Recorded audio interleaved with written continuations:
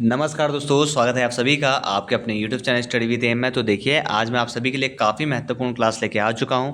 देखिए, आज की इस क्लास में हम डिस्कस करने वाले हैं हिंदी के 100 प्रश्न। हिंदी के देखिए 100 प्रश्नों को यहाँ पर हम डिस्कस करेंगे। देखिए, ये जो 100 प्रश्न हैं वर्ष 2023 में आपकी वर्तमान में भर्ती प्रचलित है, कर एवं राजस्व निरीक्षक।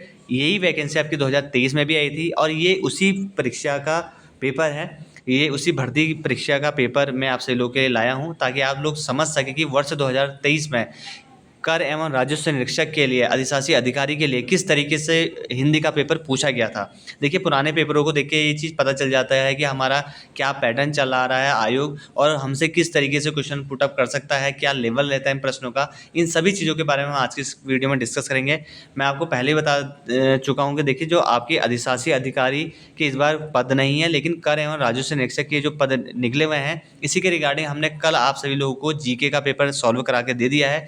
जीके के पेपर में मैंने देखिए 200 जीके के जो क्वेश्चन थे, जो कर एवं राजस्व अधिकारी के आपके पिछले बार हुआ था, उसी का पेपर मैंने आपको सॉल्व करवा के दिया है कल जीके का। जिन्होंने वो वीडियो नहीं देखी है तो ऊपर आपको आई बटन दिख रहा होगा, इस आई बटन पर क्लिक करके आप वो वीडियो देख सकते हैं। बाकी अगर आप चाहें तो हमारे YouTube channel study with M को जरूर सब्सक्राइब कर लीजिएगा, सारी जानकारी आपको वहीं से मिल जाएगी। बात करते हैं हम आज की इस क्लास को लेकर। देखिए, इनमें से तत्सम शब्द नहीं है, आपको ये बताना कि कौन सा शब्द है जो तत्सम नहीं है। ठीक है, देखिए, खल जो है वो भी तत्सम है, भिक्षा तत्सम शब्द है, कठिन तत्सम शब्द है, लेकिन जो मक्खी है, मक्खी जो है आपके तत्सम शब्द नहीं है। ठीक है, लेकिन सबसे पहले देखिए, मक्खी का जो तत्सम शब्द होता है वो होता है आपका मक्षिका। मक्षिका, ठीक है।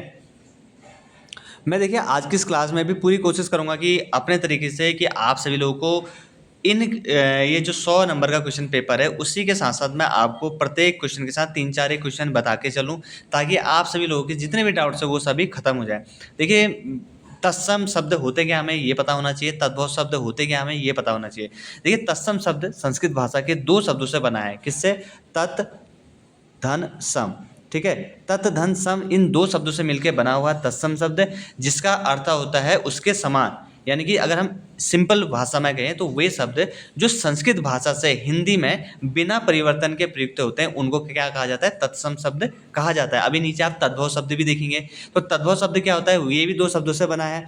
ये बना है तत्, धन, भव।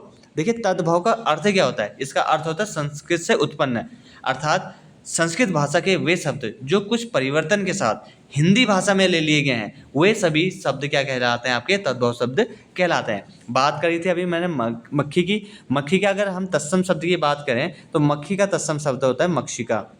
ठीक है, मक्षिका इसका तत्सम शब्द होता है। अगला क्वेश्चन देख लेते हैं। तत्सम शब्द वत्स का इनमें से कौन तद्भव रूप नहीं है? देखिए, तत्सम शब्द है वत्स, इसका तद्भव रूप बताना है। तो इसका तद्भव जो रूप होता है वो होता है आपका बाखर। सॉरी, बाखर रूप नहीं है, ये ऑप्शन ए इसका हो जाएगा तत्सम। क्योंकि देखिए, वत्स, वत्स का अर्थ क्या होता है? बच्चा। ठीक है, बाछा भी कहते हैं, बछड़ा भी आपका बच्चे से ही संबंधित है, लेकिन बाखर नहीं है। इसका तद्भव रूप सही नहीं है, कौन सा ये बताना था। तो सही जो तद्भव रूप नहीं है वो है आपका बाखर। बाकी इसके जो तद्भव रूप हैं वत्स के, बछड़ा भी सही है, बाछा भी सही है और बच्चा भी सही है। वत्स का अगर कभी तद्भव पूछे तो आप लगा सकते हैं बछड़ा, बाछा या बच्चा, लेकिन बाखर इसका तद्भव रूप नहीं है। अगला क्वेश्चन है आपका, देखिए, इनमें से विदेशी शब्द है। देखिए, 2 चीज़ें होती हैं, एक होता है देशज, एक होता है विदेशी शब्द। देशज का अर्थ क्या होता है मैं थोड़ा सा आपको बता देता हूँ। देखिए, देशज ये 2 शब्दों से बना हुआ है देशज में, इसको भी मैं थोड़ा सा बता देता हूँ। देखिए, देश, धन, ज का मतलब होता है जन्मा। ठीक है, देखिए, जो वे शब्द जो देश में जन्म हुआ है, जिन शब्दों का जन्म देशी में हुआ है वो ये देशज हो गए। विदेशज में कुछ ऐसे शब्द होते हैं जो विदेशी भाषाओं से हिंदी भाषा में आगे हैं, उनको क्या कहा जाता है? विदेशी शब्द कहा जाता है। क्योंकि अब इसके बाद आप कुछ देशज शब्द देखेंगे, कुछ विदेशी शब्द देखेंगे। अब इसमें पूछा गया है आपसे कि इनमें से विदेशी शब्द है, ये आपको बताना है कि कौन सा आपका विदेशी शब्द है। ठीक है, बात करते हैं हम इसमें। खीर, खीर क्या है? आपका देशज शब्द है। चूल्हा भी आपका देशज शब्द है। तीता भी आपका देशज शब्द है। लेकिन जो विदेशी शब्द है ये है आपका कुश्ती। अब बात करते हैं कुश्ती किस भाषा का शब्द है, तो आपको पता होना चाहिए कि कुश्ती जो है आपका फारसी भाषा का शब्द है। अगर जिन लोगों को नहीं पता है वे लोग उसको नोट डाउन कर सकते हैं। अगला क्वेश्चन है आपका, देखिए, निम्नलिखित में से कौन एक आगत यानी विदेशी शब्द नहीं है। आपको बताना है कौन सा विदेशी शब्द नहीं है। देखिए इसीलिए देखिए जो हिंदी का पेपर होता है हमें बहुत महत्वपूर्ण एक टर्म होता है कि हम उसके क्वेश्चन को अच्छे से पढ़ें। अगर हम है को नहीं है को हैं पढ़ देंगे तो हमारा पूरा क्वेश्चन गलत हो जाएगा। तो इसीलिए मैं पूरी कोशिश करता हूँ, जैसे अभी मेरे से ऊपर एक गलती हो गई थी, यहाँ पे मैंने तद्भव पढ़ा मैंने इसको, ठीक है। तो हमें ये बताना था इसका तद्भव रूप सही नहीं है, कौन सा सही नहीं था, तो इसका आंसर था आपका बाखर। उसी तरीके से इसमें हम चौथे क्वेश्चन में जो पहुँचे हैं उसमें आपसे पूछा गया है कि निम्न में से कौन एक विदेशी शब्द नहीं है। तो विदेशी शब्द कौन सा नहीं है? थैला। थैला कौन सा शब्द है? ये आपका देशी शब्द है, यानी कि देशज शब्द है आपका थैला। अब बात करते हैं कुर्ता। कई बार ये भी तो पूछा जा सकता है कि कुर्ता किस भाषा का शब्द है, तो आप नोट डाउन करेंगे। आपका कुर्ता है आपका फारसी भाषा का शब्द है। फीता किस भाषा का शब्द है? फीता आपका पुर्तगाली भाषा का शब्द है। और आपका जो गरीब है वो है आपका अरबी भाषा का शब्द है, ठीक है। इनको भी आप नोट डाउन करते हुए चलेंगे। अगला क्वेश्चन आपका देखिए, क्वेश्चन नंबर 5, इनमें से कौन सा शब्द देशज नहीं है? यानी देशज नहीं है यानी कि वो क्या होगा? विदेशी शब्द होगा। देशज शब्द इनमें से कौन नहीं, ये आपसे पूछा गया है 5वें नंबर पे। तो देखिए आपका जो मदद है ना, मदद आपका देशज शब्द नहीं है। मदद किस भाषा का शब्द है? फिर ये है आपका अरबी, ठीक है। इससे पहले एक और शब्द बताया था, वो था आपका गरीब। गरीब भी अरबी भाषा का शब्द है, मदद भी आपका अरबी भाषा का शब्द है।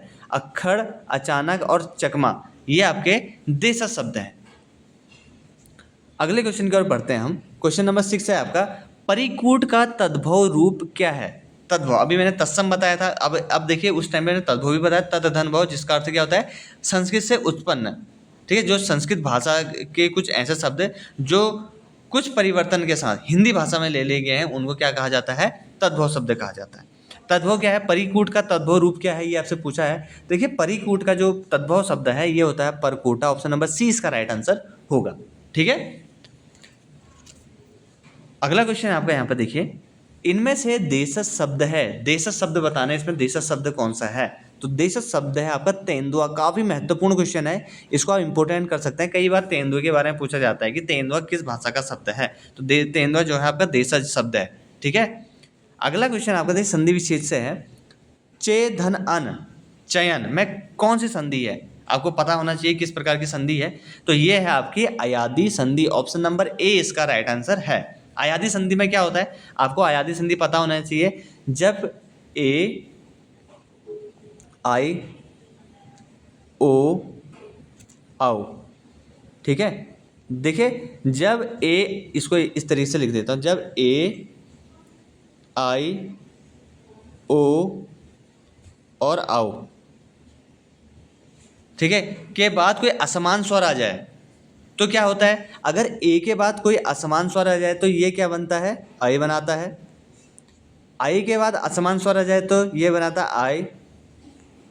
ओ के बाद अगर यदि कोई असमान स्वर आ जाता है तो ये बनाता आओ, और आओ के बाद ये बनाता है असमान स्वर आ जाएगा तो ये आओ बनाता है। तो आपको ये सारी चीज़ें पता होना चाहिए। तो आपने देखा होगा चे धन अन, ए के बाद क्या आ रहा है? असमान स्वर आ रहा, तो ये चयन बना रहा है अन, ठीक है। तो ये इसमें किस प्रकार की संधि होगी? ये होगी आपकी अयादी संधि। ऑप्शन नंबर ए इसका राइट आंसर हो जाएगा।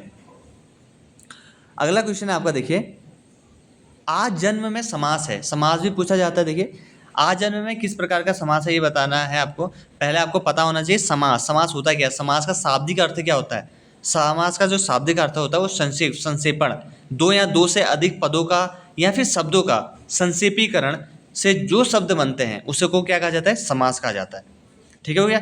अब समास भी किस क्या होता है? देखिए अव्ययी भाव समास है। अब अव्ययी भाव आज जन्म में समास है। आज जन्म में क्या है? आधन जन्म, आजन्म, इसमें क्या है? आपका प्रथम पद प्रधान है, तो इसमें किस प्रकार का समास होगा? ये होगा आपका अव्ययी भाव समास, ठीक है। आपको बता देता हूँ कि जो अव्ययी भाव समास होते हैं इसमें प्रथम पद प्रधान होता है, तत्पुरुष समाज में अंतिम पद प्रधान होता है, ठीक है। ये आपको पता होने चाहिए। अगला क्वेश्चन आपका यहाँ पे, प्रत्यक्ष शब्द में उपसर्ग है। ये आपको बताना है कि प्रत्यक्ष में आपका कौन सा उपसर्ग है, ठीक है। प्रत्यक्ष में होगा आपका प्रति। ऑप्शन नंबर सी इसका राइट आंसर हो जाएगा।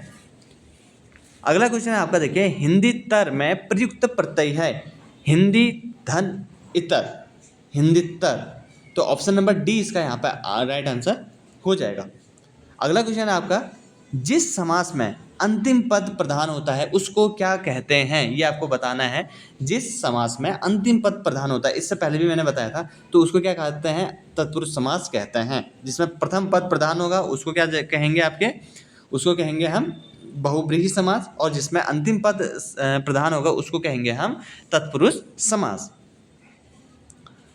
अगला क्वेश्चन आपका देखिए, उच्चारण शब्द का सही संधि विच्छेद बताना है, तो इसका सही संधि विच्छेद क्या होगा, उत्धन चारण, उत्चारण, ये इसका सही संधि विच्छेद होगा।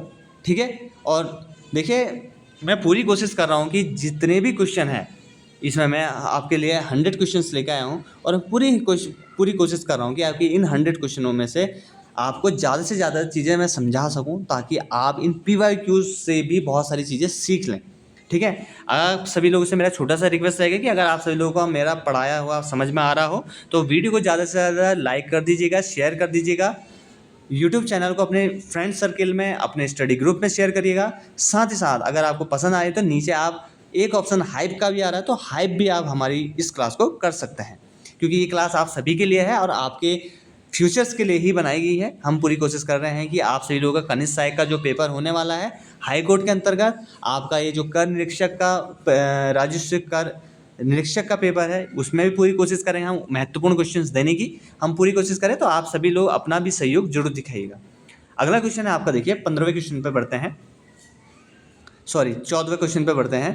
14वां क्वेश्चन है आपका, देखिए निम्नलिखित में से किस शब्द में आप प्रत्यय का प्रयोग हुआ है, आप प्रत्यय, तो आपका कहाँ पे हुआ है, आप जो प्रत्यय है ये हुआ है आपका ऑप्शन नंबर डी, मिलाप। ठीक है, उपसर्ग, उपसर्ग क्या होता है कि शब्दों से जो आगे लगते हैं, प्रत्यय जो होता है शब्द के पीछे लगते हैं। ठीक है, मिलाप में क्या हुआ आपका, आप प्रत्यय का योग हुआ है। अगला क्वेश्चन आपका देखिए, किसी एक शब्द में प्रत्यय का अशुद्ध प्रयोग हुआ है, किसमें प्रत्यय का अशुद्ध प्रयोग हुआ है ये आपको बताना है। ये हुआ है आपका बलमती में, ऑप्शन नंबर सी। अगला क्वेश्चन है आपका, देखिए तत्पुरुष समास से संबंधित शब्द नहीं है, तत्पुरुष समास से संबंधित शब्द कौन सा नहीं है ये आपको बताना है। देखिए ये है आपका प्रतिमान, क्योंकि इसमें देखिए पहला पद क्या हो रहा है, प्रधान हो रहा है। पराधीन, सेना नायक, लक्ष्मीपति, ये सब क्या है, तत्पुरुष समास से संबंधित है। लेकिन क्योंकि देखिए मैंने आपको इससे पहले ही बताया था, जो तत्पुरुष समास है उसमें अंतिम पद प्रधान होता है, प्रथम पद नहीं, तो इसमें कौन सा संबंधित नहीं है, प्रतिमान संबंधित नहीं है। अगला क्वेश्चन है आपका, देखिए स्वागत शब्द में कौन सा उपसर्ग है, जैसे मैंने ऊपर भी बताया था, जो शब्दों के आगे लगते हैं वो कहलाते हैं आपके उपसर्ग। तो स्वागत में क्या उपसर्ग है, ये है आपका सुधन आगत, स्वागत, ऑप्शन नंबर बी इसका राइट आंसर हो जाएगा। अगला क्वेश्चन है आपका, देखिए इनमें से कौन सा शब्द तत्सम नहीं है, तत्सम पहले बता दिया था मैंने, कौन सा शब्द है आपका तत्सम नहीं है ये बताना है। देखिए माता आपका तत्सम शब्द है, अक्षर भी आपका तत्सम शब्द है, चरण भी आपका तत्सम शब्द है, लेकिन जो आपका गयंद है ये आपका तत्सम शब्द नहीं है। तो याद रखेंगे ऑप्शन नंबर डी इसका राइट आंसर हो जाएगा, यानी तत्सम शब्द कौन नहीं है, गयंद आपका तत्सम शब्द नहीं है। अगले क्वेश्चन की ओर बढ़ लेते हैं। अगला क्वेश्चन है आपका, देखिए द्रौपदी का पर्यायवाची नहीं है, आपको बताएं द्रौपदी का पर्यायवाची कौन नहीं है, सुभद्रा, पांचाली, कृष्णा या याज्ञसेनी। याद रखेंगे आप इस चीज़ को कि जो द्रौपदी का पर्यायवाची पांचाली भी है, कृष्णा भी है, याज्ञसेनी भी है, लेकिन सुभद्रा आपका द्रौपदी का पर्यायवाची शब्द नहीं है। ऑप्शन नंबर ए इसका राइट आंसर हो जाएगा। अगला क्वेश्चन आपका, देखिए इनमें से दर्पण का पर्यायवाची शब्द नहीं है, आपको बताने कि दर्पण का पर्यायवाची शब्द कौन सा नहीं है। देखिए दो दर्पण है, दर्पण का जो पर्यायवाची शब्द कौन नहीं है, दामिनी।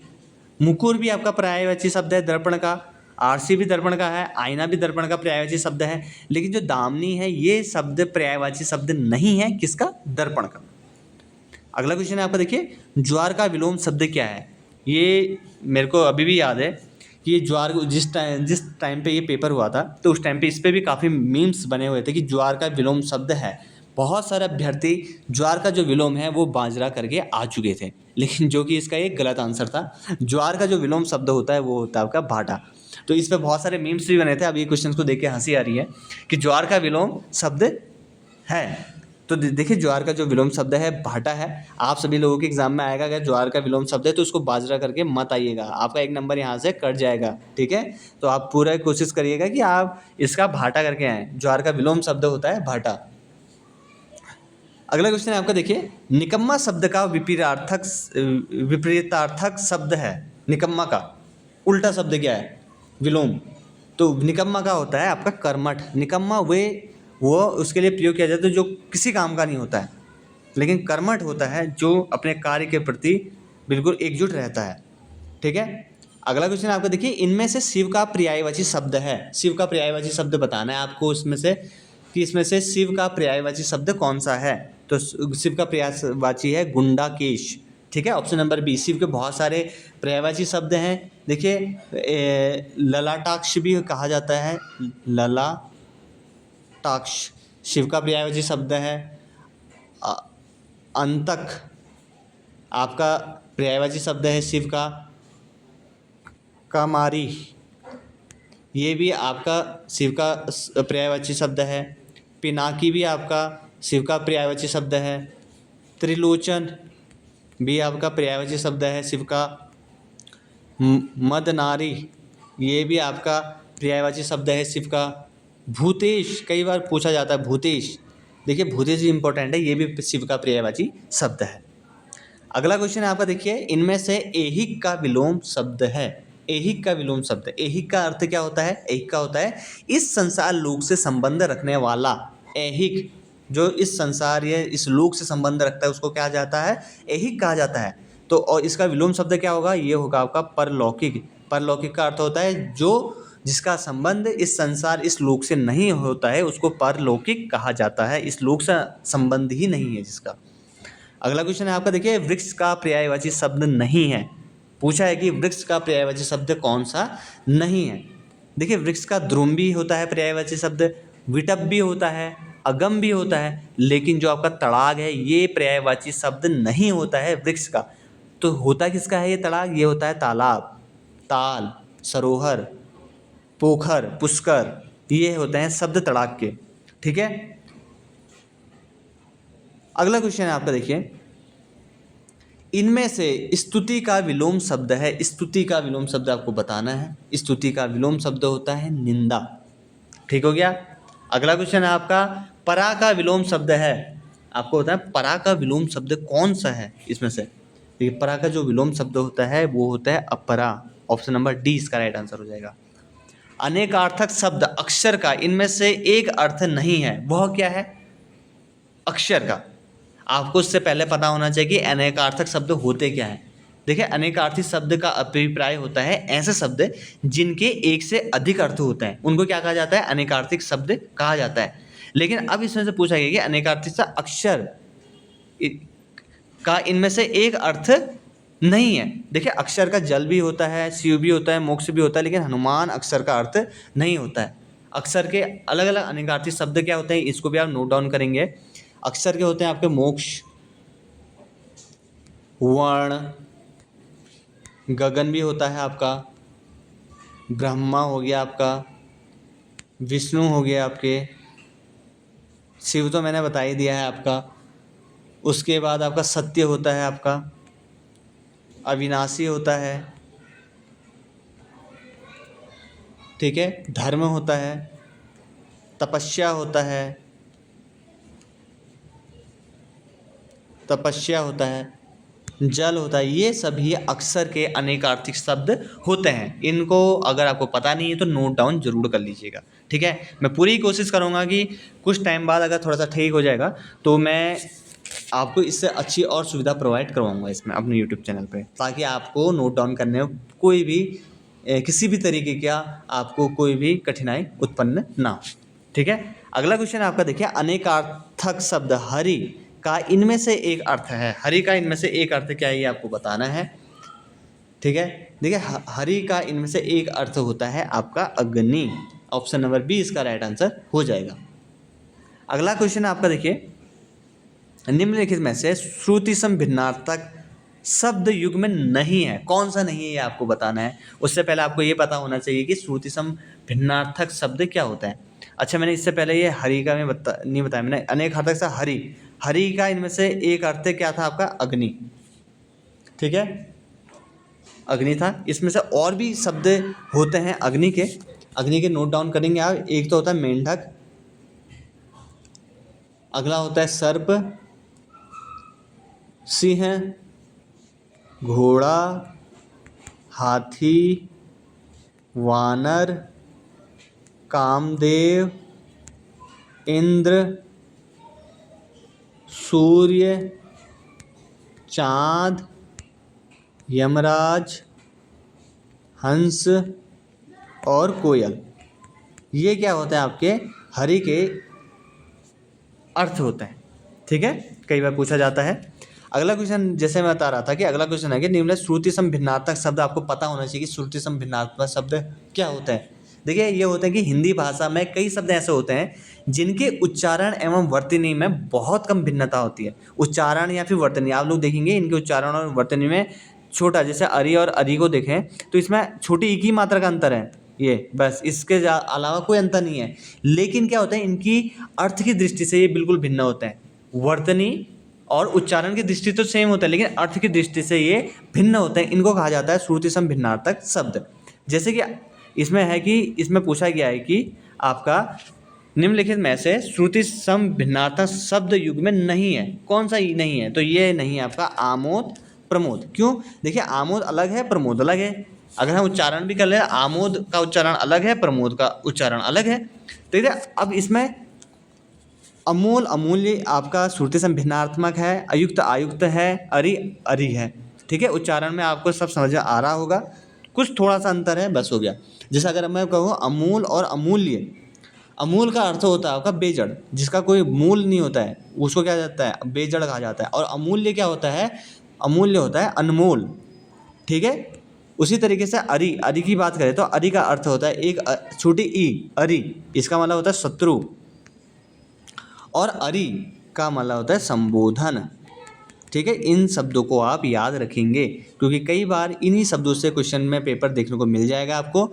उसके टाइम आप सोचेंगे कि उस टाइम पे हमने अच्छे से पढ़ लिया होता, तो वहाँ पे गलत नहीं होता। इसका आप क्या कहते हैं, नोट्स भी बनाते रहिएगा। अगला है आपका, देखिए निर्माण और निर्वाण, श्रुति सम भिन्नात्मक शब्दों का अर्थ क्या होता है। निर्माण, निर्माण का अर्थ तो होता है बनाना। निर्वाण, निर्वाण का अर्थ होता है मोक्ष। ठीक है,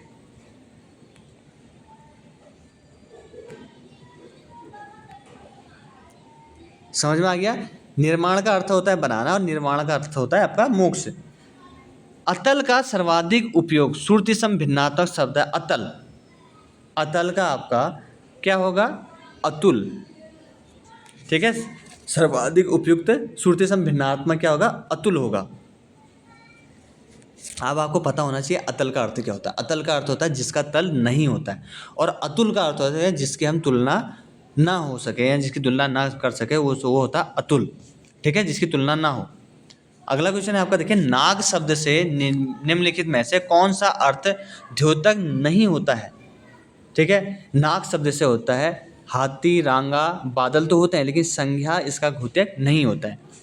अगला क्वेश्चन है ऐसे, इनमें से कौन सा शब्द जलज का समानार्थी है। जलज का, जलज का समानार्थी आपका कुशेष्य। हाथी नहीं है, पक्षी नहीं है, रंग नहीं है, लेकिन है कौन, कुशेष्य। अगला क्वेश्चन आपका देखिए, पतंग शब्द निम्नलिखित में से किसके अर्थ का घोतक है। पतंग, पतंग अर्थ का घोतक है आपका सर्फ का घोतक नहीं है। सूर्य है, पक्षी है, टिड्डी है। पतंग शब्द आपका सर्प का घोतक नहीं है। ठीक हो गया। अगला है, सर्प का पर्यायवाची शब्द नहीं है, ये बताना है आपको। क्या क्या नहीं है सर्प का, आपको पता होना चाहिए सर्प के क्या क्या पर्यायवाची शब्द होते हैं। देखिए सर्प का जो पर्यायवाची शब्द है, उरंग भी होता है, पन्नंग भी होता है, व्याल भी होता है, लेकिन रासव नहीं होता है। और सर्प के और अन्य शब्द क्या होते हैं, अन्य शब्द होते हैं आपके अही, उरंग, फणी भी कहा जाता है, फणी, गोकर्ण और विषधर। विषधर भी आपका कहा जाता है सर्प को। ठीक है, अगला क्वेश्चन है आपका, देखिए निशाचर का अर्थ समाहित नहीं है। आपको बताना है कि ये जो 4 ऑप्शन है इसमें बताना है कि निशाचर का अर्थ किस में समाहित नहीं है। तो ये है आपका, देखिए निशाचर का अर्थ राक्षस में भी है, प्रेत में भी है, चोर में भी है, लेकिन निशान में इसका अर्थ समाहित नहीं है। तो ऑप्शन नंबर डी इसका राइट आंसर हो जाएगा। अगला क्वेश्चन है आपका, देखिए क्षण भर में नष्ट होने वाला वाक्यांश के लिए एक उपयुक्त शब्द क्या होगा। क्षण भर में जो नष्ट हो जाए उसके लिए होगा आपका क्षण भंगुर। जो क्षण में ही टूट जाए, नष्ट हो जाए, उसको कहा जाएगा क्षण भंगुर। अगला क्वेश्चन है, जिस स्त्री को उसके पति ने छोड़ दिया हो उसके लिए, इस वाक्य के लिए एक शब्द क्या होगा। जिस स्त्री को उसके पति ने छोड़ दिया हो उसके लिए होगा आपका परित्यक्ता। ठीक है, अब बात करते हैं प्रोषित पति का, खंडिता और विधवा की। परित्यक्ता तो आपका वो शब्द है जिस स्त्री को उसके पति ने छोड़ दिया हो, लेकिन प्रोषित पति का ये कई बार पूछा जाता है। प्रोषित पति का ये किसके लिए यूज होता है। प्रोषित पति का होता है वह स्त्री जिसका पति प्रदेश में हो या फिर प्रदेश चला गया हो, उसके लिए प्रयुक्त होता है आपका प्रोषित पति का। मेरे को अभी भी याद है, आपका 2023-24 के आसपास ही आपका एक पेपर हुआ था ड्राफ्टमैन का।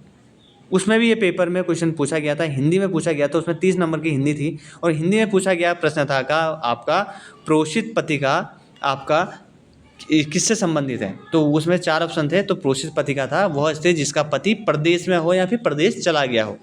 खंडिता क्या होता है। खंडिता होता है वह स्त्री जिसका पति रात में दूसरी स्त्री के साथ रहकर लौटा हो, उसको खंडिता कहा जाता है। और विधवा जिसका पति नहीं होता है उसको विधवा, जिसका पति मर गया होता है उसको विधवा कहा जाता है। अगला क्वेश्चन है आपका, देखिए किसी को जीतने की चाह। इस वाक्य के लिए एक शब्द है। किसी को जीतने की चाह होगी तो उसके लिए क्या कहा जाएगा। उसके लिए कहा जाएगा आपका जिगीषा। जीतने की इच्छा, जिगीषा। अब पता होना चाहिए आपको जिजीविषा किसको कहा जाता है, जितेंद्री किसको कहा जाता है। ठीक है, देखिए जिजीविषा उसको कहा जाता है जिंदा रहने की इच्छा। जिसको जिंदा रहने की इच्छा होती है उसको जिजीविषा कहा जाता है। ठीक है, और जितेंद्रीय किसको कहा जाता है। जितेंद्रीय इंद्रियों को जीत लिया हो जिसने, उसको क्या कहा जाएंगे, जितेंद्रिय कहा जाएगा। ठीक है, अगला क्वेश्चन है आपका, बिना बुलाए आया हुआ व्यक्ति इस वाक्यांश के लिए इनमें से सर्वाधिक उपयुक्त शब्द है। अगर कोई व्यक्ति जो बिना बुलाए आ जाए उसके लिए इसमें से सर्वाधिक जो शब्द है वो क्या रहेगा। तो वो रहेगा आपका अनाहूत। अनाहूत का अर्थ होता है वो ऐसा व्यक्ति जो बिन बुलाए आ जाए, अनाहूत उसको कहा जाएगा। अगला क्वेश्चन है आपका, रात और संध्या के बीच की बेला। रात की और शाम की बीच की बेला को क्या कहा जाता है, गोधूली। Option number A important question है, इसको भी नोट डाउन कर सकते हैं आप लोग। अगला क्वेश्चन है आपका, देखिए वर्तनी की दृष्टि से इनमें से कौन सा शब्द शुद्ध है। शुद्ध, वर्तनी की दृष्टि से आपको बताना है कि कौन सा शब्द शुद्ध है। इसमें से ये बताना है, शुद्ध शब्द बताना है। तो शुद्ध शब्द है आपका अलौकिक। ऑप्शन नंबर बी इसका राइट आंसर हो जाए। ऐसड़ा में क्या गलती है, देखिए ऐसड़ा ऐसा नहीं लिखा जाता है, ऐसड़ा लिखा जाता है ऐसे, ऐसड़ा। ठीक है, इसमें कोई मात्रा नहीं होती है। अब बात है सिंदूर में क्या गलती है। सिंदूर में बड़ी यू की मात्रा की गलती है। अगर सिन दो में बड़ी यू की मात्रा रॉ होता तब ये सही होता, लेकिन फिलहाल छोटी यू की मात्रा है तो ये क्या हो जाएगा, गलत हो जाएगा। अगला क्वेश्चन आपका, देखिए इनमें से शुद्ध वर्तनी वाला शब्द है। शुद्ध वर्तनी वाला शब्द बताना है, कौन सा इसमें शुद्ध वर्तनी वाला शब्द है। तो ऑप्शन नंबर ए कृषांगी आपका सही शुद्ध वर्तनी वाला शब्द है।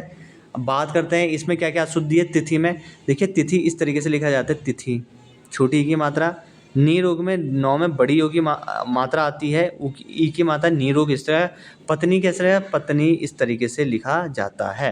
ठीक हो गया। अगला क्वेश्चन आपका, देखिए वर्तनी की दृष्टि से शुद्ध शब्द है। शुद्ध शब्द बताना है आपके कौन सा है। तो इसमें शुद्ध शब्द है आपका ऐतिहासिक। ऐतिहासिक आपका शुद्ध शब्द है। कृपया इस तरह से लिखते हैं, कृपया ऐसे लिखते हैं।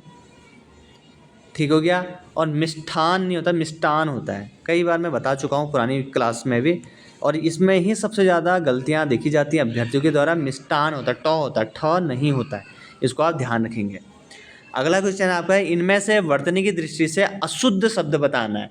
बाकी तो सब सही है, अशुद्ध शब्द बताने की अशुद्ध शब्द क्या है इसमें। आदृत आपका शुद्ध शब्द है, त्रिकोण भी शुद्ध है, दृश्य भी शुद्ध है, लेकिन उऋण, उऋण आपका गलत है। इसको किस तरह से, उऋण, तो उऋण आपका यहाँ पर सही शब्द होगा।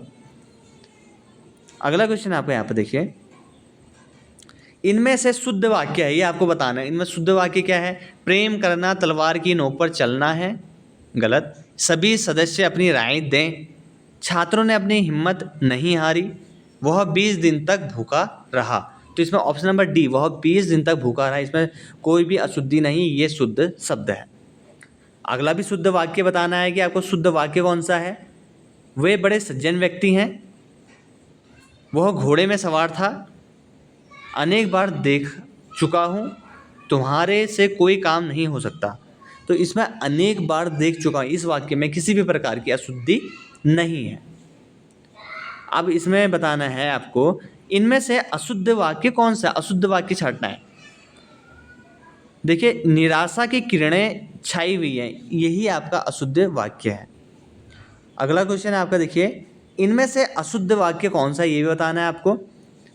पद्य के चौथाई भाग को चरण कहते हैं। वीरता मनुष्य का गुण है। वह नगर दर्शनी है, वह स्त्री अपराधी है, यह आपका गलत है। ठीक है, अशुद्ध वाक्य कौन सा आपका, वह स्त्री अपराधी है। इनमें से किस शब्द की वर्तनी अशुद्ध है, ये आपको बताना है।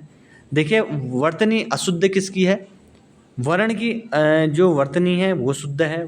त्योहार भी इसी तरीके से लिखा जाता है, परीक्षा भी इसी तरीके से लिखा जाता है, लेकिन सम्राट इस तरीके से नहीं लिखा जाता है। सम्राट में टॉ में भी क्या होता है, हलंत होता है। अगला क्वेश्चन है आपका, देखिए, निम्नलिखित में से किस शब्द में मुद्रा का अर्थ समाहित नहीं है। मुद्रा का अर्थ सिक्का भी होता है, आपने देखा होगा। मुद्रा मोहर भी कहा जाता है, चिन्ह कभी कहा जाता है, लेकिन मदिरा में समाहित नहीं है। तो ऑप्शन नंबर बी इसका राइट आंसर हो जाएगा।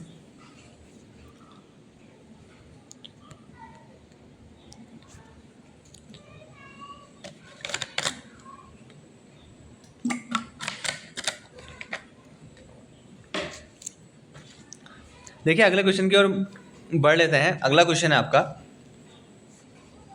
चट मगनी पट ब्याह लोकोक्ति से क्या तात्पर्य है। शीघ्र विवाह होना, मगनी और विवाह एक साथ होना, मगनी के बाद विवाह ना हो पाना, या फिर तत्काल कार्य। काफ़ी इजी क्वेश्चन है। इसका अर्थ होता है तत्काल कार्य। चट मगनी पट ब्याह, ठीक है, जैसी मगनी हुई उसी तुरंत ही क्या हो गया, ब्याह हो गया, तत्काल हो गया। अगला है आपका, ऊधो का लेना ना माधो का देना। इस लोकोक्ति का सही अर्थ क्या है। लेन देन ना करना, किसी से कोई मतलब ना रखना, कंजूस व्यक्ति या किसी से उधार ना लेना। तो इसका राइट आंसर हो जाएगा, किसी से कोई मतलब ना रखने का अर्थ होता है ऊधो का लेना ना माधो का देना। अगला क्वेश्चन आपका, एक आंख से देखना मुहावरे का सही अर्थ है। दृष्टि दोष होना, बुरी नज़र से देखना, भेदभाव करना, या फिर सबको समान देखना। तो इसका राइट आंसर हो जाएगा सबको समान देखना। एक आंख से देखना मतलब सबको बराबर देखना। अगला क्वेश्चन आपका देखिए, बगुला भगत होना, इस मुहावरे का सही अर्थ क्या है। बगुला भगत होना, बगुला भगत चापलूसी व्यक्ति, स्वार्थ सिद्ध करना, पाखंडी होना, या ध्यानस्थ व्यक्ति। तो बगुला भगत होने का अर्थ होता है आपका पाखंडी होना। ऑप्शन नंबर सी इसका राइट आंसर हो जाएगा।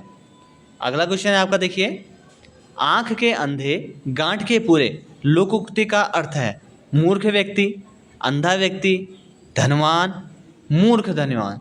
तो आंख का तो अंधा लेकिन गांठ का पूरा, इसको सही आंसर हो जाएगा मूर्ख लेकिन धनवान। अगला है आपका, देखिए, जहां देखी तवा परात, इसके आगे का अर्थ फिल करना है। वहीं गुजारी सारी रात, वहीं पकाया दाल भात, वहाँ जमा दी सारी बारात, या फिर जीवन लगी सारी बारात। तो इसका सही आंसर होगा, जहाँ देखी तवा परात वहीं गुजारी सारी रात। ऑप्शन नंबर ए इसका राइट आंसर हो जाएगा। पट्टी पढ़ाना मुहावरे का अर्थ है। पट्टी पढ़ाना, कई बार कहते हैं ना इसने उसको पट्टी पढ़ा दी, तो क्या होता है, शिक्षा देना, बुरी राय देना, किताबें देना या लकड़ी से पढ़ाना। तो इसका अर्थ होता है आपका बुरी राय देना, पट्टी पढ़ा देना। उसने तो उसको पट्टी पढ़ा दी, इस तरीके से कहा जाता है ना, तो इसका मतलब होता है बुरी राय देना। कुआं खोदना मुहावरे का इसमें से सर्वाधिक उपयुक्त अर्थ है। कुआं खोदना कठिन परिश्रम करना, शक्ति का प्रदर्शन करना, हानि पहुंचाना का यत्न करना या संकट मोल लेना। तो इसका सही आंसर हो जाएगा आपका हानि पहुंचाने का यत्न जो करता है उसको कहते हैं आपका कुआं खोदना। तीन लोकों से मथुरा न्यारी लोकोक्ति का सही अर्थ है। मथुरा लोक प्रसिद्ध नगरी है, उत्तम वस्तु, सबसे निराला या मथुरा का धार्मिक महत्व। तीनों लोगों से मथुरा न्यारी का अर्थ होता है आपका सबसे निराला। अगला क्वेश्चन, आधा तीतर आधा बटेर, काफी महत्वपूर्ण क्वेश्चन है, कई बार पूछा जाता है ये भी। आधा तीतर आधा बटेर, इसका मतलब होता है कि अनमेल वस्तुओं का मिश्रण। आधा अलग ही है, आधा अलग ही है, अनमेल वस्तुओं का मिश्रण हो गया। अगला क्वेश्चन आपका देखिए, जब वाक्य लिखते समय कोई ऐसा पद जो उस वाक्य में आना आवश्यक है लेकिन लिखने से छूट जाए तो उस लिखने के लिए किस चिन्ह का प्रयोग करते हैं। जब देखा होगा आपने, आपके जीवन में भी होता है, जब आप कोई कार्य वाक्य लिख रहे होते हैं, उसमें से एक पद होता है उस पद का आना आवश्यक है लेकिन उसे लिखने से छूट जाए तो उसके लिए कौन सा पद यूज करते हैं आपका हंस पद चिन्ह यूज करते हैं। ठीक है, जैसे मैंने कहा कि राम बाजार गया, तो हो सकता है इसमें अल्मोड़ा लिखना है, अल्मोड़ा बाजार गया, तो इसके लिए हम कहते हैं अल्मोड़ा, इस तरीके से चिन्ह लगाते हैं, ऊपर लिखते हैं अल्मोड़ा चिन्ह। ठीक है, हंस पद चिन्ह कहा जाता है इसको। अगला क्वेश्चन आपका देखिए, द्वंद्व समास के पदों के बीच प्रायः इनमें से किस विराम चिन्ह का प्रयोग किया जाता है। तो आपने देखा होगा इस विराम चिन्ह का प्रयोग किया जाता है। अगला क्वेश्चन है आपका देखिए, दो या दो से अधिक समान स्तरीय पदों में अलगाव दिखने के लिए इनमें से किस विराम चिन्ह का प्रयोग किया जाता है। तो इसमें लिख किया जाता है आपका अल्प विराम। अगला क्वेश्चन है आपका देखिए, विवरण चिन्ह। विवरण चिन्ह कौन सा है इन चारों में से। देखिए विवरण चिन्ह है आपका ये वाला। ठीक है, आपको पता होने चाहिए चिन्हों के बारे में, कई बार चिन्हों से भी संबंधित क्वेश्चन पूछ लिए जाते हैं, आपको मैं बता देता हूँ। देखिए इस तरीके का जो चिन्ह होता है कॉमा टाइप का छोटा, ये होता है आपका अल्प विराम। अगर इसी के ऊपर एक बिंदा आ जाए, इसके ऊपर बिंदा और ऐसा आ जाए तो ये होता है आपका अर्ध विराम। अगर आपके सामने सिर्फ दो बिंदा आ जाए इसको कहा जाता है उपविराम। आपके सामने डंडा आ जाए सीधा तो इसको कहते हैं आपका पूर्ण विराम। सॉरी, एक होता है आपका उद्धरण, एकला उद्धरण और दोहरा उद्धरण। आपका अगर सिंगल ऊपर, अगर मैंने यहाँ पे लिखा कमल, अगर मैंने इसके ऊपर एकला, ये होता है उद्धरण चिन्ह, इसका एक उद्धरण होता है और दोहरा उद्धरण ये होता है। अगर दो दो लगे दोहरा उद्धरण और एक ही लगा होता है एकला उद्धरण। ठीक है, अगला क्वेश्चन है आपका देखिए, अशुद्ध वर्तनी वाला शब्द बताना है कि इसमें कौन सा शब्द जो कि वर्तनी जो है वो अशुद्ध है। ये है आपका स्वादिष्ट सही है, जटायु सही है, कलयुग सही है, लेकिन आध्यात्मिक नहीं होता है, आध्यात्मिक होता है, आध्यात्मिक। ठीक है, ये शब्द आपका शुद्ध वर्तनी का शब्द होता है।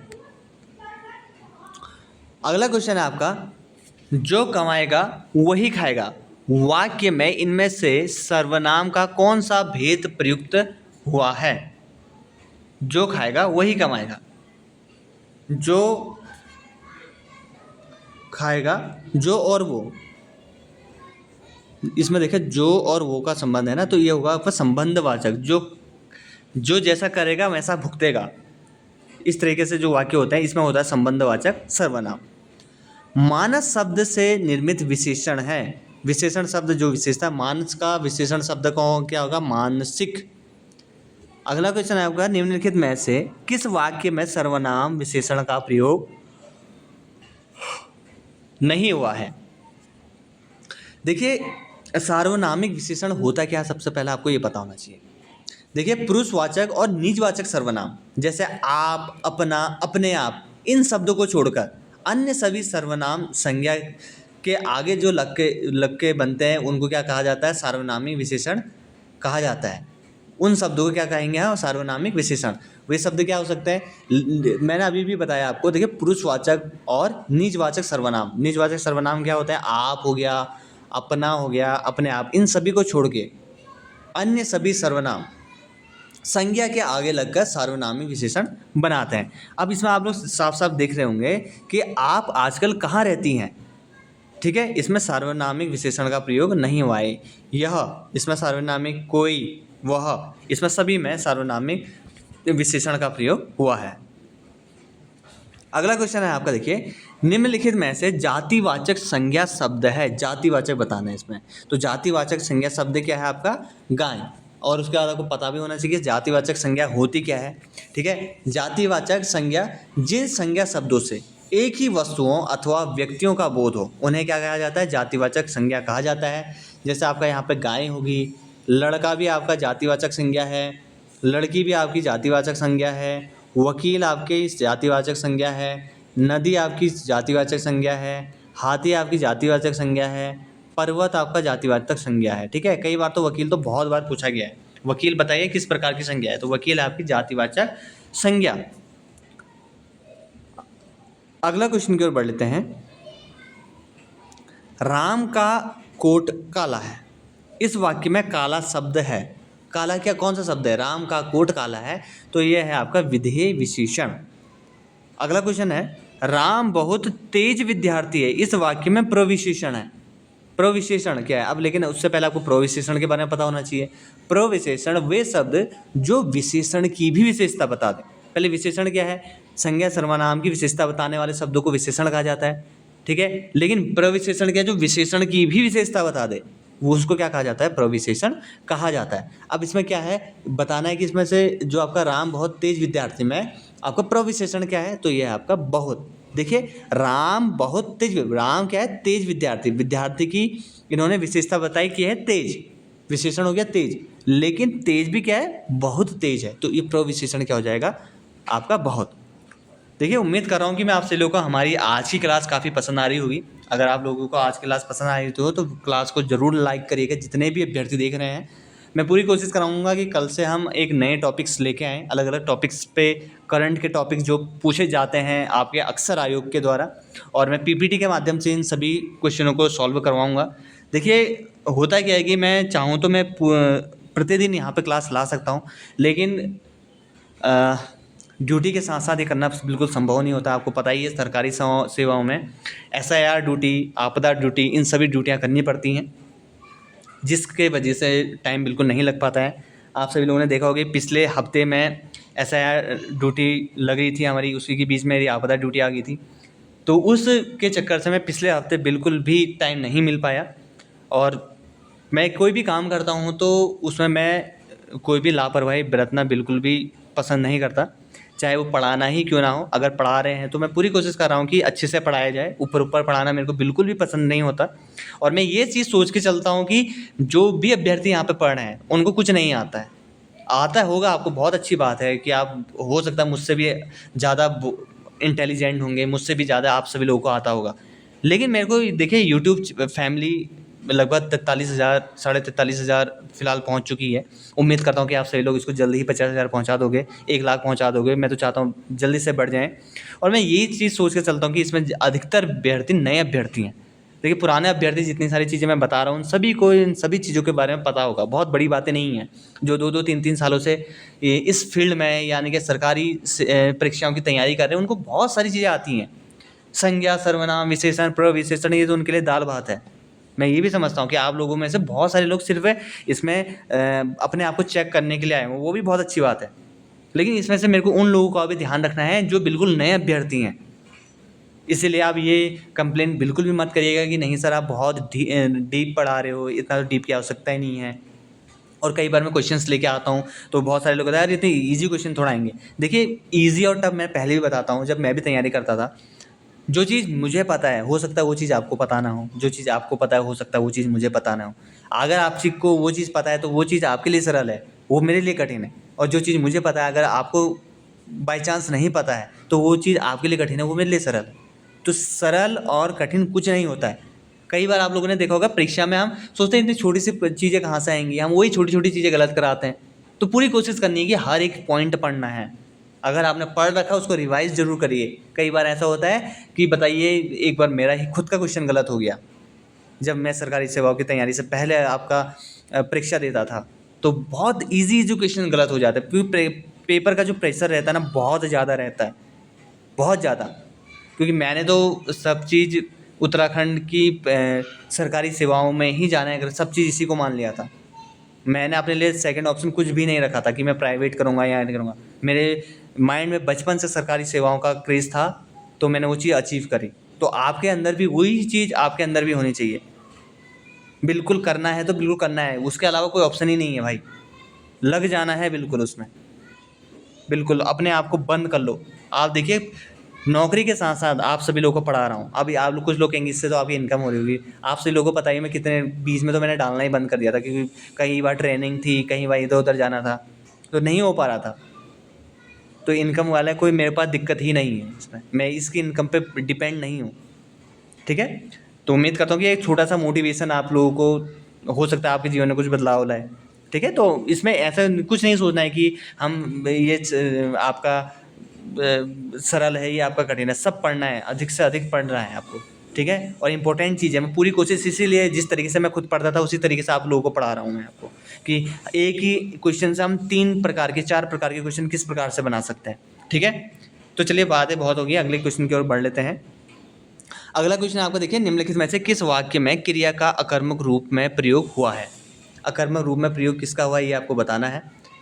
तो इसका जो सही आंसर हो जाएगा वो है आपका रस्सी ऐंठती है, इसका क्रिया का अकर्मक रूप प्रयोग हुआ है। अगला क्वेश्चन है आपका, पानी शब्द इनमें से किस संज्ञा का उदाहरण है। ठीक है, संज्ञा का आपको भेद पता ही होंगे, व्यक्तिवाचक संज्ञा, जातिवाचक संज्ञा, भाववाचक संज्ञा, द्रव्यवाचक संज्ञा, समूहवाचक संज्ञा। 5 प्रकार की संज्ञाओं के भेद होते हैं। तो पानी जो आपका इसमें से किस वाचक का है, द्रव्यवाचक का भेद है। अगला है आपका देखिए, कर्म कारक का विभक्ति चिन्ह क्या है, कर्ता ने कर्म को। ऑप्शन बी राइट आंसर है इसका। अगला क्वेश्चन आपका देखिए, इनमें से किस शब्द का प्रयोग हमेशा एक वचन में होता है। बहुत इंपॉर्टेंट क्वेश्चन, बहुत ज़्यादा याद रखेंगे। सोना शब्द का प्रयोग हमेशा एक वचन में होता है। अगला क्वेश्चन आपका देखिए, अमेरिका ने तालिबान का विरोध किया होगा। इस वाक्य में भूतकाल का कौन सा उपभेद है। किया होगा, इसको बहुत अच्छे से पढ़ेंगे। किया होगा पता तो नहीं है ना, तो ये है आपका संदिग्ध भूत। अगला क्वेश्चन आपका देखिए, निम्नलिखित में पुल्लिंग शब्द है, चंद्रमा, गंगा, गोदावरी या फिर सरस्वती। चंद्रमा आपका पुल्लिंग शब्द है, ऑप्शन नंबर ए इसका राइट आंसर हो जाएगा। अगला क्वेश्चन है आपका, वह चोर से डरता है। इस वाक्य में कौन सा कारक है। चोर से, याद है, चोर से डरता है, तो ये हो जाएगा आपका अपादान कारक। अगला क्वेश्चन आपका, निम्नलिखित में से गुणवाचक विशेषण से युक्त पद है। गुणवाचक विशेषण, गुणवाचक विशेषण से प्रयुक्त शब्द होगा बलवान शरीर। ऑप्शन नंबर सी इसका राइट आंसर हो जाएगा। अगला क्वेश्चन आपका देखिए, किस वाक्य में वर्तमान काल का बोध होता है। वर्तमान काल का देखिए, दिन रात परिश्रम करने वाला छात्र ही परीक्षा में उत्तीर्ण होता है। यही आपका वर्तमान काल का बोध करा रहा है। दिन रात परिश्रम करने वाला छात्र ही क्या होता है, परीक्षा में उत्तीर्ण होता है। अगला क्वेश्चन है आपका देखिए, शब्दों का संक्षिप्त रूप लिखने के लिए उपयुक्त होने वाला चिन्ह क्या कहलाता है। तो वो कहलाता है आपका लाघव चिन्ह। जैसे हम कहते हैं ना आपका, जैसा होता है अनुच्छेद लिखते हैं ना, तो हम क्या लिखते हैं, अनु के पीछे जीरो लगा, यही आपका लाघव चिन्ह कहलाता है। ठीक है, अनुच्छेद पूरा लिखा है, अनु 16 अनुच्छेद, आप इसको पढ़ सकते हैं कि अनुच्छेद 16 की बात करते हैं। अगला क्वेश्चन है आपका, इनमें से वह वर्ण नहीं है। क्या नहीं है, आपने देखा होगा य र ल व अंतस्थ व्यंजन होते ही हैं, तो अंतस्थ व्यंजन तो है ये। दंत उष्ट भी है, अर्धस्वर भी है, लेकिन संघर्षी नहीं है। स या फिर क्या होता है, संघर्षी व्यंजन होता है। अगले है आपका, इनमें से संयुक्त स्वर कौन सा है। संयुक्त स्वर ये आपको बताना है, तो संयुक्त स्वर कौन सा है इसमें, ओ। अगला है आपका, इनमें से महाप्राण ध्वनि है, अल्प प्राण जिसको उच्चारण करने में कम ध्वनि का प्रयोग हो, महाप्राण जिसको उच्चारण करने में अधिक ध्वनि का प्रयोग होता है, वो कहते हैं महाप्राण। तो छ क्या है आपका, महाप्राण ध्वनि है। च, छ, ज, झ। दूसरा और चौथा क्या होता है, आपके महाप्राण ध्वनियाँ होती हैं। अगला क्वेश्चन आपका देखिए, निम्नलिखित में से कौन सी ध्वनि कंठनीय है। कंठ नहीं है पूछा है आपसे, तो आपका इसमें ई जो है आपका कंठ ध्वनि नहीं है। अगला क्वेश्चन आपका है, इनमें से लुंठित व्यंजन कौन सा है? लुंठित बोला है, तो लुंठित क्या है आपका? आपका लुंठित व्यंजन है। अगला क्वेश्चन है, इनमें से कौन सा व्यंजन महाप्राण है? अल्प प्राण, महाप्राण। देखिए अल्प प्राण होता है पहला, तीसरा, पांचवा, और महाप्राण होता है दूसरा और चौथा। ठीक है, कंठ तालव्य का, ठीक है, इस तरीके से आप याद करें कंठ तालव्य मूर्ति करके। ठीक है, तो अब इसमें पूछा गया है कि कौन सा व्यंजन महाप्राण है, तो महाप्राण कौन सा होगा आपका? महाप्राण होगा भ। अगला क्वेश्चन आपका है, इनमें से असत्य कथन है, असत्य बताना है कि कौन सा कथन गलत है। अनुस्वार पृथक ध्वनि है, बिल्कुल सही है। अनुस्वार का उच्चारण गुरु होता है, ये भी बिल्कुल सही है। अनुस्वार पृथक ध्वनि है, ये भी सही है, लेकिन अनुस्वार का उच्चारण गुरु होता है, ये बिल्कुल गलत है। तो ऑप्शन नंबर डी इसका राइट आंसर हो गया। असत्य कथन क्या है? अनुस्वार का उच्चारण गुरु होता है। इनमें से अघोष वर्ण है, सघोष, अघोष, जिन ध्वनियों को उच्चारण करने पे कंपन होता है उसे घोष ध्वनियाँ कहते हैं। जिनके ध्वनियों को उच्चारण करने में कंपन नहीं होता उनको क्या कहते हैं? आपका अघोष। तो अघोष ध्वनियाँ पूछा आपसे कि अघोष वर्ण कौन सा है इसमें, तो अघोष है आपका थ। अगला है आपका, इनमें से किसका उच्चारण स्थल कंठोष्ठ है? कंठोष्ठ है आपका आओ। अगला क्वेश्चन है, इनमें से महाप्राण व्यंजन नहीं है। अल्प प्राण, महाप्राण, अभी मैंने बताया आपको, तो अल्प महाप्राण व्यंजन नहीं है। कौन सा नहीं है? म आपका महाप्राण व्यंजन नहीं है। अगला क्वेश्चन आपका देखिए, इनमें से अल्प प्राण व्यंजन नहीं है। अल्प प्राण कौन सा व्यंजन नहीं है? घ आपका अल्प प्राण व्यंजन नहीं है। मैं हिंदी की एक सेपरेट क्लास ले आऊँगा, अगर आप चाहेंगे आपके नीचे कमेंट सेक्शन में कमेंट कर लीजिएगा, क्योंकि यहाँ पे बहुत सारी चीज़ें बताना संभव नहीं है, क्योंकि वर्ण में बहुत सारी चीज़ें हैं, अल्प प्राण, महाप्राण, सघोष, अघोष, ठीक है, तो कई चीज़ें हैं, तो इसको आप एक बार देख लीजिएगा। अगला क्वेश्चन आपको देखिए, इनमें से ओंठों के स्पर्श से बोले जाने वाले वर्ण क्या हैं? उ और ऊ, प वर्ग जो है आपका होंठों से बोलने वाले वर्ण हैं। निम्नलिखित में से दंत ध्वनि है। दंत ध्वनि कौन सी है आपकी? त आपकी दंत ध्वनि है। मूल स्वर नहीं है। मूल स्वर कौन सा नहीं है? ए आपके मूल स्वर नहीं है। अ, ई, उ, री, ये आपके मूल स्वर होते हैं, अ भी होता है मूल स्वर। ठीक है, अगला क्वेश्चन आपको देखिए, इनमें से तद्भव शब्द कौन सा है? तत्सम, तद्भव, पहले ही मैं बताया था मैंने, तो तद्भव शब्द है कौन सा है? ऊन आपका तद्भव शब्द है। तत्सम, व तत्सम हो गया, कटु तत्सम हो गया, कर्म आपका तत्सम हो गया। अगला क्वेश्चन आपका देखिए, इनमें से संकर शब्द नहीं है। संकर शब्द कौन सा नहीं है? तो ये आपका टेलीफोन। दो अलग अलग भाषाओं से मिलके बनने वाले शब्दों को संकर शब्द कहा जाता है, तो टेलीफोन आपका संकर शब्द नहीं है। स्वर रहित अथवा स्वर सहित व्यंजन को क्या कहते हैं? स्वर रहित और स्वर सहित व्यंजनों कहते हैं आपका वर्ण। ऑप्शन नंबर सी इसका राइट आंसर हो जाएगा। देखिए 100 क्वेश्चन आपके यहाँ पे पूरे हो चुके हैं। उम्मीद ये करता हूँ कि आप सभी लोगों को आज की एक क्लास काफ़ी पसंद आई होगी। क्लास पसंद आए तो क्लास को जरूर लाइक करिएगा, अपने दोस्तों के साथ जरूर शेयर करिएगा, और अगला नया टॉपिक के लिए बिल्कुल तैयार हो जाइएगा। कल से हम नए नए टॉपिक्स पे बात करेंगे। आज आपका संडे का दिन है, दिन 19 जुलाई, और आज एक पेपर भी हुआ है, तो उम्मीद करूँगा कि क्या मैं आप सभी लोगों के लिए कल को उस पेपर का सॉल्यूशन वीडियो लेके आऊँ, ताकि आप सभी लोगों को ट्रेंड पता चल सके कि किस तरीके से वहाँ पे फिर से एग्ज़ाम पैटर्न चल रहा है। इनसे काफ़ी महत्वपूर्ण जानकारियाँ मिलती हैं। बाकी अभी पीपीटी तैयार हो रही है आपकी। महत्वपूर्ण जो आपके दिन है, दिवस है, उसकी थीम्स हैं, वर्ष 2026 की जो थीम्स हैं महत्वपूर्ण दिवसों की, उस पर पीपीटी तैयार हो रही है। और मैं उम्मीद ये करता हूँ कि अगर आज रात को मुझे टाइम मिला तो मैं उसकी पीपीटी तैयार करके कल यानी कि सोमवार की शाम को मैं इसको प्रोवाइड करवाने की पूरी कोशिश करूँगा। तो ठीक है दोस्तों, एक छोटी सी क्लास आप सभी लोगों के लिए। उम्मीद करता हूँ कि आप सभी लोगों को हमारी आज की क्लास पसंद आएगी। क्लास पसंद आए तो क्लास को जरूर लाइक करिएगा, शेयर कर दीजिएगा, और चैनल को जरूर सब्सक्राइब कर लीजिएगा। तो ठीक है दोस्तों, मिलते हैं आप सभी लोगों से नेक्स्ट इंटरेस्टिंग वीडियोज़ के साथ। तब तक के लिए धन्यवाद।